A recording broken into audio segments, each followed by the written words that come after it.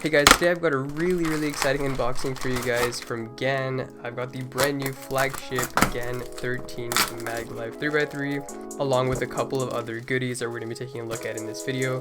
So make sure to smash that like button, subscribe if you haven't already, and let's hop into it.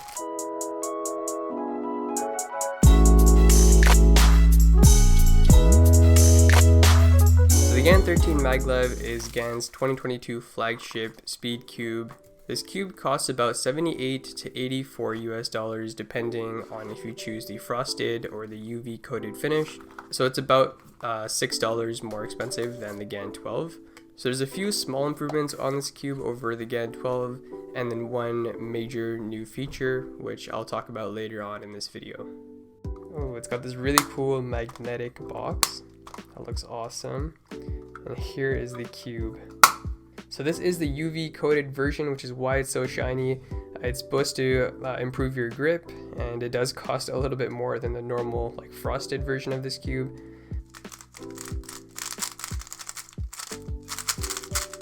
Wow.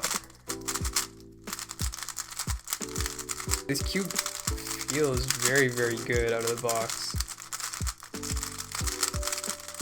The first thing I noticed about this cube is that it sounds very clicky.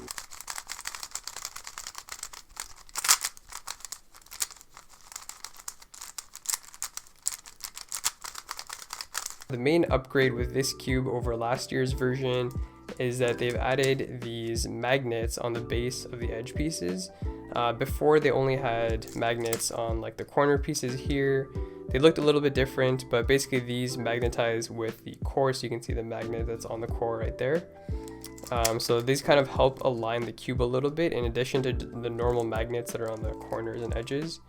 So this year they've added these ones which helped like repel the magnets a little bit more when the cube is misaligned.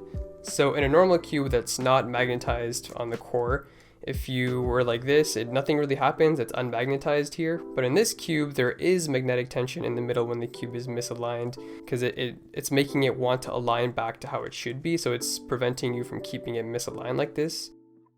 Alright guys, I've been playing with this cube for a few days now just to kind of get my thoughts together, mess around with the different settings. So initially out of the box, I didn't really, like the feel of the cube was okay, but I was getting a lot of different catches and there were some issues I was having because my turning style just didn't really suit how this cube was out of the box. But thankfully, because of the many different ways that you can customize the settings on this cube, you can change how it feels and how it responds to your specific turning style. It's still not fully dialed in yet, but it's improved a lot after I've been playing with it for a while and changing the settings around. It feels pretty good now. I'm getting just as fast time as I would on my main, and it's an absolute joy to solve on, mainly because of the new edge core repulsion magnets that I was talking about. As you're in the middle of the turn, it basically takes care of it for you the rest of the way, and it will just automatically snap the layer and complete the turn for you. So as you're turning and doing a certain algorithm, you notice the cube just flows so much better and it's just automatically doing it for you, and it requires less effort, like actual finger strength. So it feels really nice, it's very satisfying to solve on, and you really do notice the effects of those new edge magnets. And in terms of the customizability on this cube, it's pretty much the same as on most other cubes. You've got your travel setting, which changes how much movement your centerpiece has, which effectively changes how much your pieces can move or flex as you cube. So that's what this like upper ring is for. And then you can also change the tension of this cube.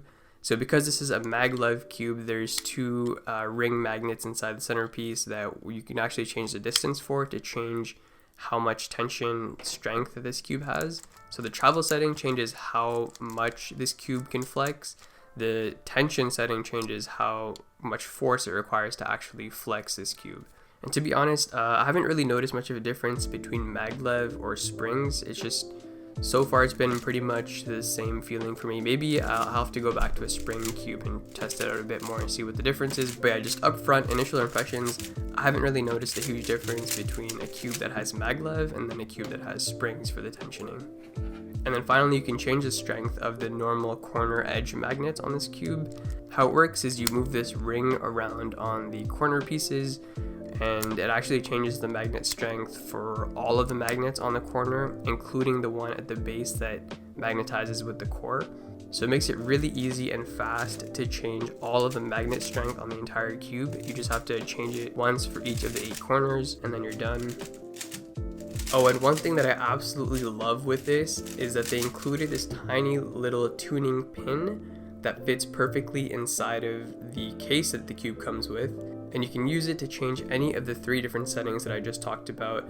It's really easy to use, and then it just fits perfectly back into the case that it came with. It looks good, it's simple, you don't have to carry around a ton of like random plastic pieces like you did on the older GAN cubes. But anyway, this was just a first quick look at the GAN 13 maglev. I have so much more that I could talk about for this cube, and I'm going to save that for a full review video, so keep an eye out for that. But yeah, anyway, let's get back to the rest of the unboxing. So this is the new Monster Go. Wow, it feels quite heavy. Like, it actually has a really decent amount of mass to it. Okay. Turn the cube.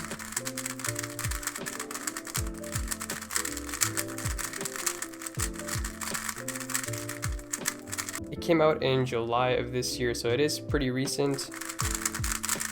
I just looked it up and the weight is about 90 grams on this. I feel like the plastic just feels thicker on this cube, and it's got a more quiet, subtle feel to it. It turns incredibly fast though, and it's got some decently strong magnets, so it kind of helps you control them. I do like the feel of it a lot. It's just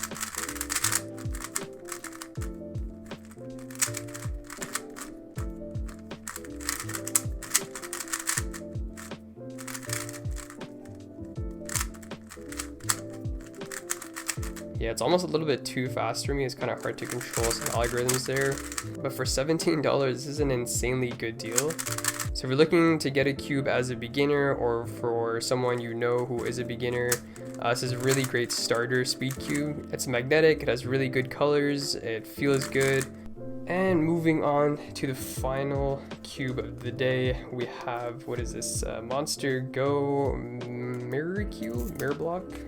It's a very cool looking box, really going with the monster theme there. Here's the cube. Let's take a look at what's inside. I think it's just a cube bag. I kind of like this orange theme actually, it kind of fits with the season. Oh, so I'm guessing this is just like the GAN mirror block, except it's made out of a Monster Go cube rather than like an actual GAN cube.